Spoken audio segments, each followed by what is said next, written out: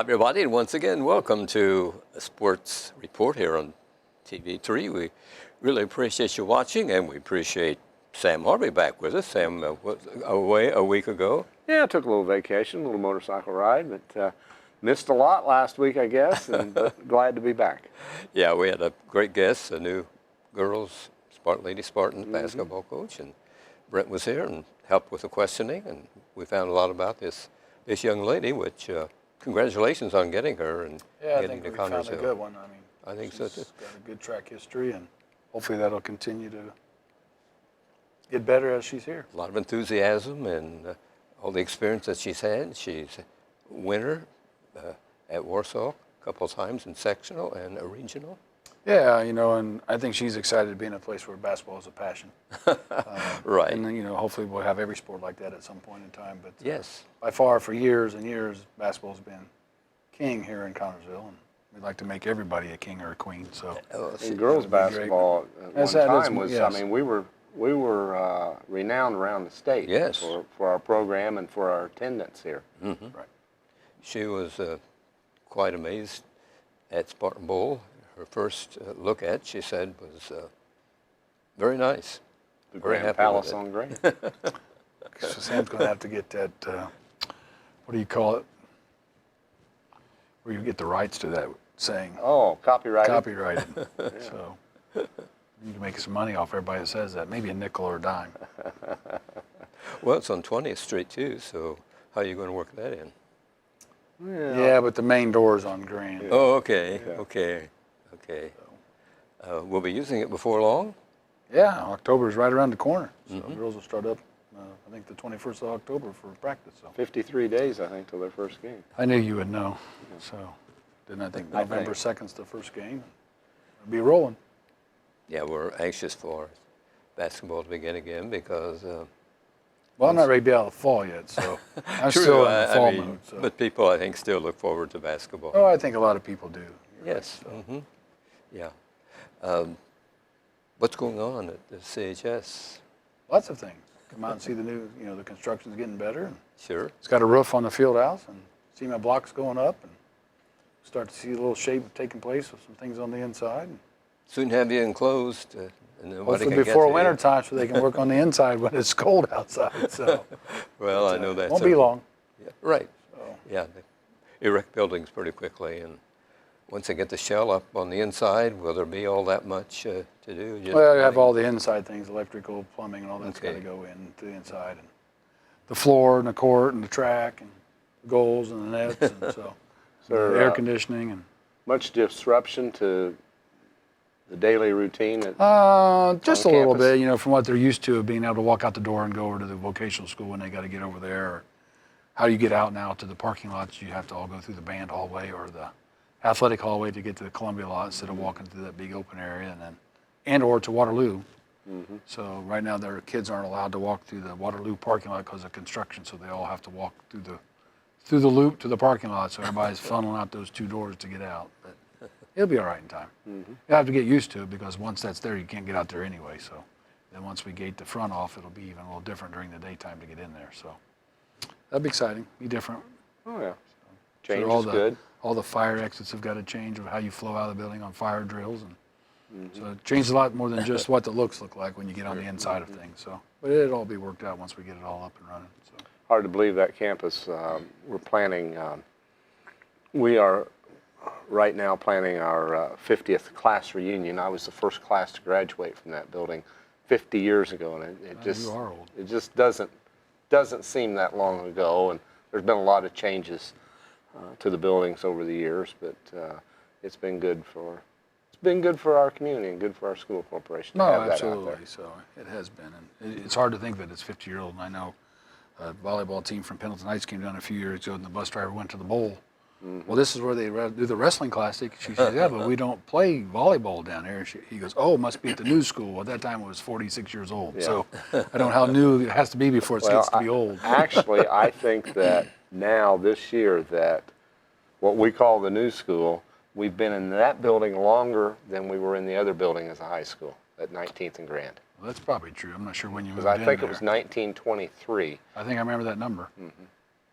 You rolled out of there in '69. So. Mm-hmm. So I always wonder how long it's got to be before the new school is no longer the new school. How many years have to pass by? Well, I don't know. But it was very crowded. We had over 1,800 students in that building at 19th and Grand, and we went in shifts because we couldn't fit 1,800 people in Right. there. And plus then you had South to kind of alleviate with the freshmen in middle school at one time. Well, after we moved out on the hill. Yeah. Yeah. Enough of that. Enough history. So you guys just want to call it the school and let it go. There you It's go. just the high school. There's no new. That will please you a great It deal. wouldn't bother me. I mean, but it doesn't affect my life. It's just always funny to listen to people say, well, you're at the new school then. And the new school's 50-some years old. So Yeah. Friday night at South Dearborn, we saw a pretty good ball club in the Knights, I thought. They played well. Yeah, I think, the score, in my opinion, is not necessarily indicative of how the kids. I thought our defense played fairly well, and then we just couldn't sustain anything offensively. And then I was kind of a little frustrated at the end when our head 20-something to nothing less than 4 or 5 minutes ago. There's fourth down and Still. long, and they put their starting quarterback in, try to pick up the downs on their throw, and then with less than a minute, they try to throw another 42-yard bomb and over one of our little freshmen or sophomores' head who's out there just trying to get extra quarter in. So sometimes those things will come back to haunt you in the years to come. We hope it's not too soon, right? So We had a 39-0 was the final score. We had an injury in the ball game, the very first play from scrimmage. yeah, unfortunately, Braden P. Got hurt in the very first scrimmage, and he's doing better, but he'll have to have a little treatment before he can come back. So I won't speak too heavily of him, but What's the nature of his injury? he had a broken leg, so that's about as far as I'll go. So, Okay. but I think he's doing all right, and we'll have to see what the doctors decide to do with him as time goes along. How does that affect us? I know you played when you were in school. When something like that happens to an upperclassman, how does that affect the team? Well, it'll have an adverse effect on him because there's your person you're in the trenches with, and all of a sudden that you're normally sitting next to you is not Sure. there. And when you're not deep to start with, and you lose one of your starters, you're hoping that the younger people that can step in and pick it up. But it's always a mental letdown, just because you think about what happened, and you're out there, and you either see it or hear it. If you've ever had a Yes. bone break, one of the two, even if you're in no proximity. So. It has different effects on people. I remember when Jake Geesting broke his arm in the basketball, and I turned to look at my JV bench, and there wasn't anybody who was going to be able to go in and play because they were all like just there. And Sure. I thought they were all going to be sick. So, but everybody reacts differently. But I'm Yes. sure there are some adverse effects on what they think from a mental standpoint when somebody's hurt. So. Right. Well, Braden's a junior, an upperclassman, and I'm sure all these young kids, sophomores and freshmen. Yeah, and he works out in the weight room. He's working in the off season Right. this time, and so for him it's a tough loss. They look up to And hopefully, as the year was going to go along, he would have improved and been better for his next year. Now we'll have to start that all over again once he gets back to being healed again. So. I thought it was, I liked as they were loading him from the gurney into the ambulance that he held up his fist and crowd cheered him on Yes. and the starters or the players that were on the field came over and wished him well as they pushed him on into the ambulance. So that was a good come together moment, I think. I think our kids are good about being sensitive to those things and understanding that there's sometimes more important things than wins and losses, and how you come together as a team and how do you grow as a young man in those situations where there's adverse situations. And I think our Brotherhood. coaches do a good job of teaching that to our kids. Sure. We go to Rushville Friday night to meet a team. Somebody's going to come out a winner and wipe that 0 off the record, and hopefully we know. My thoughts will be the Spartans, so that's what we're planning on. So it's the typical war in 44, and the winner gets the Right. trophy to travel back. They have it this year. I think they've had the last 2, and we had the year before that. So hopefully they'll make that little trip back to the east on Friday night, and we'll get to display it out here at the high school for a while. So. Hope so. It seems when we play Rushville, at Rushville, the Spartans win. When they play here at Connersville, they win. So, Let's hope that holds true. right, this would be the year because It doesn't matter what your records are at this time with these two. It's just that's true. it's the 17 miles between us that counts for a lot of the kids. So Right, it's that 20 bragging right. So 2017, the Spartans won at Rushville, and it was a good ball game. yes, And lots of points if I remember correctly. yes, and each team had in the 40s and everything. So Let's hope for good things this week. We're short a couple players last week. Adam Jr. was sick and didn't play, and we had another one that had some family things that was out of state for the week, one of our other starters. So they'll hopefully be back in the fold this week. And we'll suit them up and they'll kick it off at 7 o'clock on Friday night. Gavin Lynch handled the quarterback spot pretty good, I thought. Team just couldn't get any momentum, it seemed. Yeah, I mean, Gavin does a good job with what he Yes. does at the quarterback, and he's a little quicker than Adam Jr. and some of the offensive plays suit his play style better, and some suit Adam's differently, so they call different plays. We just have to get some people that'll sustain blocks and get down the field and knock people down and Yes. get grass stain on their pants and pancake a few like I saw a couple of those NFL guys do yesterday and free people up. But, that just comes with being confident in yourself, and we still have a lot of linemen that are very inexperienced for the most part. But you can't keep using experience as an excuse. At some point in time, you have to strap it up and you got to go get after people. So, Right. South Dearborn's quarterback seemed like he had a lot of time to find a receiver when he was passing. And it seems the Spartans have trouble protecting the quarterback, trying to get him some time to throw the but ball. if you looked at their roster, they had 19 guys 6'3" or bigger. We have 4.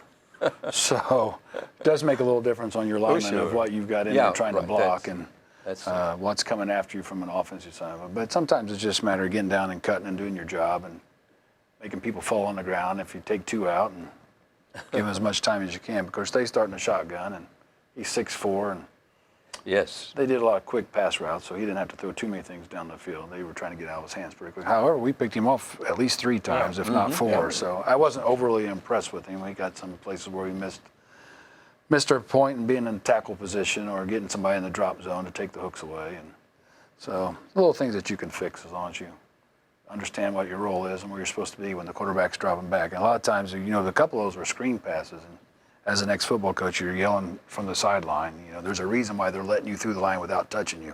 So if you realize you're going to the quarterback and not being touched, they're probably throwing it over your little screen pass. So turn around and run and get it. But that's just playing and understanding the game from the kid's standpoint of learning the little nuances of the game. So, and that just comes from playing and being a part and being invested in what you're trying to do. In fulfilling your assignment is one of the top priorities in sports, Well, I think in right? football, especially when you got 11 guys, they all have to do exactly what they're supposed to do for everything to work the way it's supposed to work. Yes. You can't hide 3 or 4 guys on a football field because they'll find them. Just like you can't hide 2 on a basketball court. You might be able to hide 1, but you can't hide 2.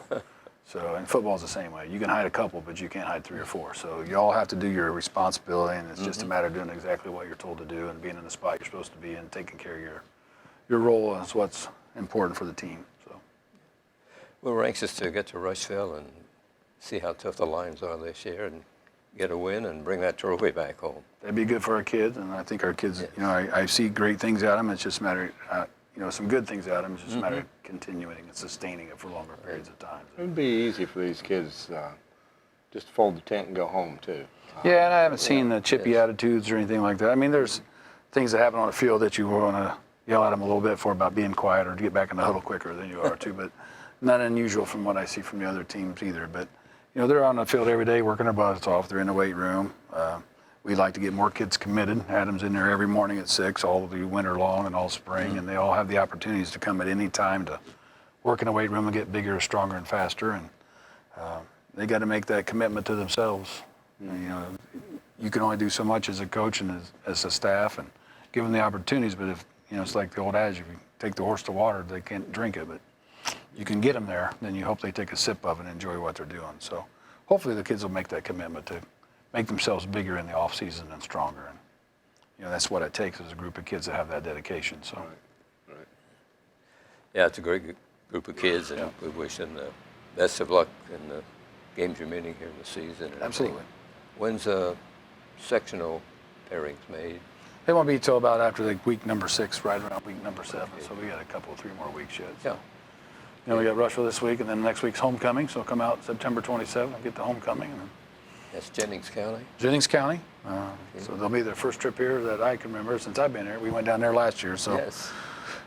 we need to repay them a favor. They put a little whipping on us last year, so we owe them one. So. Yes, they're new to the schedule. You had to find a team replacing Broad Ripple when Indianapolis is. Yeah, and I talked to their AD today. Unfortunately, I think in 2 years we're going to have to find somebody else because their conference is now going to go back to playing everybody in the conference when they haven't done that in the last few years. So I'll find out more in the next couple of months about where we're headed with those in the next Right. couple. We were good for next year, but the year after we may have to find another new opponent for week 6. So we'll start beating the bushes a little bit. So Okay. At Rushville this halftime, do they have anything special that you know of? I assume they're doing something with homecoming. So Well, probably at that I know they're time. cooked the ribeye sandwiches before the game, and everybody will be over there eating those. And then halftime, I'm sure they're going to have something for the homecoming court. So. Right. We seems like we're involved in a lot of halftime festivities. This year, the last 3 weeks, we're going to be the homecoming game. 2 on the road and 1 at our place. So it just happens to be where you're at in the middle of the schedule, what they have at the end, you know. When we see senior night, we'll have that when we go down to Batesville. Yeah. So it just depends on how many home games you got after. So far back in the season, you got to start figuring out when's homecoming, when's senior night, when's youth kid football league night. So You have either 5 or 4 home games, depending on what cycle we're in. So Yeah, then- This year was just 3. right. Next year will be 3 actually. 5 because we're going to go 5 at home next year, and we're going to go back to Batesville again next year. So we'll be 5 and 5 both ways next year. So typically we've been 6 and 4 or 4 and 6. So now we're 5 and 5 home and 5 on the road. So that'll be good. that's good, right? Yeah, right. So- Who makes that decision? Well, we do. The athletic Between the athletic directors? departments. Okay. So. Monrovia was just a wrinkle into the front end of it, so Sure. we'll straighten that out with Batesville. They need to have something changed for them, so it'll work out both for us next year. So we'll have to go back to Batesville 2 years in a row, but that's all right. Thanks. I know you love their press box. I know you love their press box and It's about their summer this big. sausage and their cheese and their crackers that they always have in their press box. Yeah, well, that's good. But nothing beats our hospitality portion of the press We box. try to do it right. So, Yes, so yes.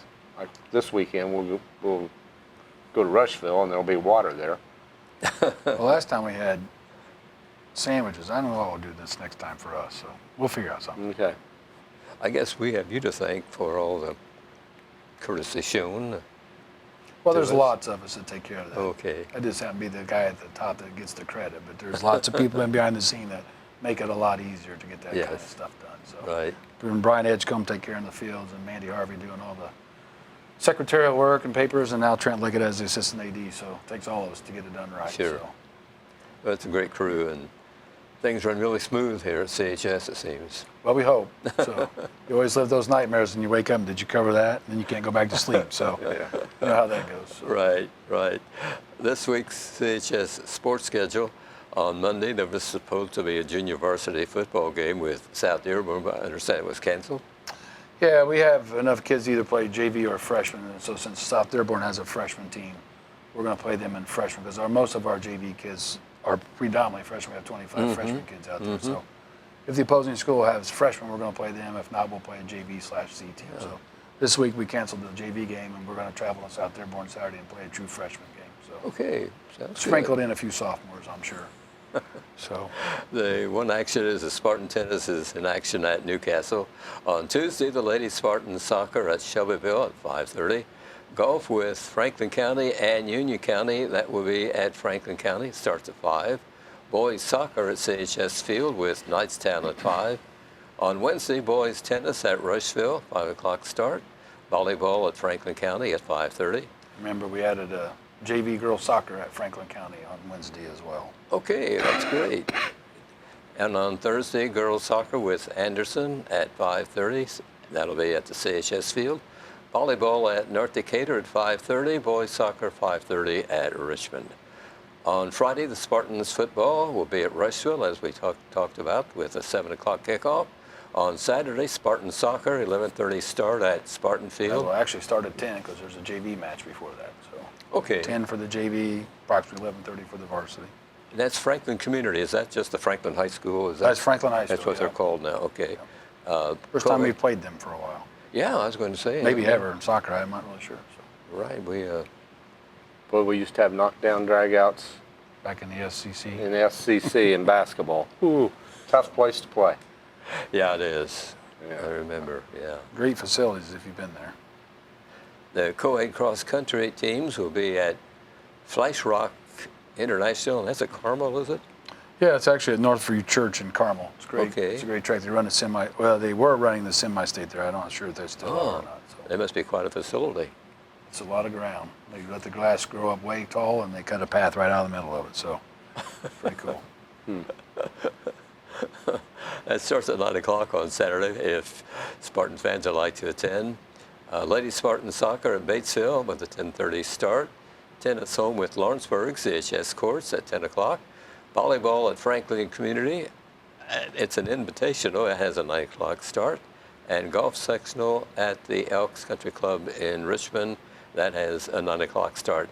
Wow, season's ending. It's It's hard to think it's makes you sectional for wonder. golf It's already. sectional is about to begin. September 16th, and you're talking girls golf sectional. It's the earliest. So, Who participates in that sectional at Richmond? yeah, there's about 11 schools, so I wouldn't get them all. All right. So, but That's all one I would say class, Franklin and- County's probably in Richmond, probably the 2 odds-on favorite, and then the next spot could be up for grabs. So, for anybody, so including us. Well, let's so hopefully grab it. we'll get out of there and get a chance to move on to the next level. I will say that the tennis thing on Tuesday or Saturday might be changed. We're waiting on that confirmation from Lawrenceburg. So Okay. we're talking maybe a noon start time instead of a 10 start time, but I haven't heard back from him yet. So we're waiting. So if that happens, we'll let our coaches know and get that out to the kids, and we'll get that tweeted out. How are the tennis kids doing? They're doing all right. I mean, they've lost some close ones, and we have 2 kids with a lot of experience, and then we have some kids that are younger trying to get on and Right. learn for the first time, get a lot of varsity time. But we've played well. We lost to Batesville pretty close, and lost a close one the other night to, I think, Oldenburg, and Oldenburg's usually pretty solid. The kids came down to the last match and got beaten that one. So, Yes. but, you know, get a chance to win the sectional for back-to-back coming up here in a short order, and that'd be good for us. So. And we host it, right? We host it around October 5th, somewhere Okay. right in there.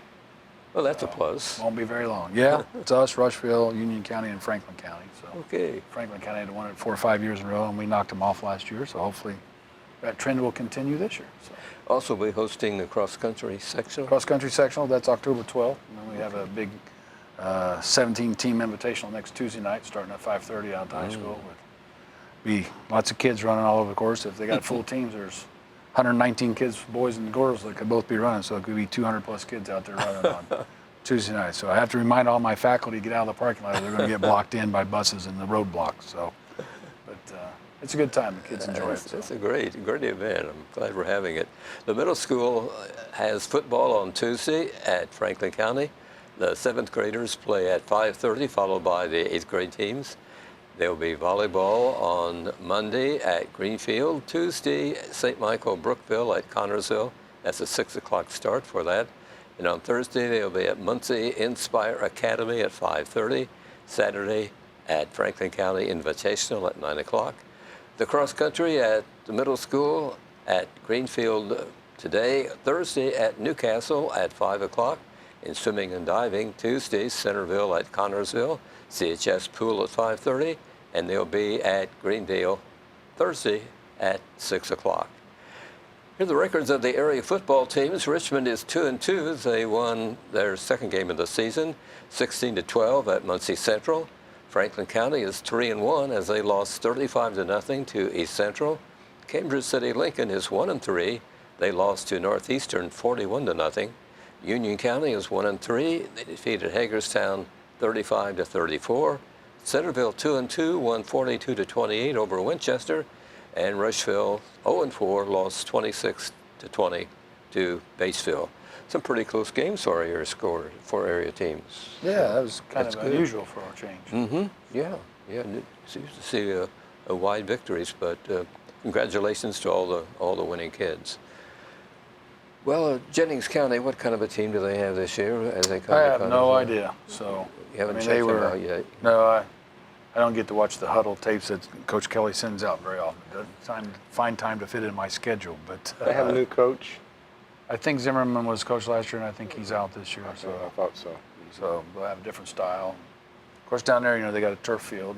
They were pretty big last year, so we'll see. I can't remember how when we're seniors, so Adam will have them ready once we get past the Lions this weekend. So Then the other home game will be with Lawrenceburg. correct, and And that's be senior night. Plus, we'll do some pink out there. right, So right. How the Tigers doing? I think they're 4-0, but maybe 3-1. I think East Central They got them the lost to first week. Central, yes. They're going to be 3-1 probably. Yeah. So They Pretty usually good. have a pretty strong team. Yeah, East Central, Lawrenceburg, and Franklin County for a long time been the strongest out there. Everyone's kind of built their squad up the last 2 or 3 years. So but East Central and Lawrenceburg has by far been the heavy hitters right now in the conference in the last few years. So. Yeah, they've been dominating play the last few We had a years. great game with them last year. Just kind of ran out of steam at the end. Right. So- We were right there. So I think East Central and Lawrenceburg, it's kind of a Cincinnati influence as well. They've had there's a lot people of- that have moved from the greater Cincinnati. That is greater Cincinnati Sure. on the Indiana side of the border. So. I didn't realize how many houses were in that Hidden Valley Lake Oh, area. it's I bet huge. there's 300 or 400 houses out there, and that's all people that don't want to live in the Harrison area or Cincinnati area that live out there with their families and they drive into work. So makes a difference. Culture, the football culture is a little different. Absolutely. You know, it's the same thing. You know, everybody, you'd be great to be great in all 20 sports. Not going to typically happen, but you know, when you look at East Central, they dominate football for the most part. They're up and down in basketball. Franklin County's been good in football and up and down in basketball. So everybody kind of has their own, seems like their own little niche of what kids want to be a part of while they're at their schools. And it comes from a history of winning. You know, traditionally of winning at that sport, so that attracts kids. So, and that's the goal here, is to get every sport where we have kids attracted to come and play. And unfortunately, our numbers are not growing.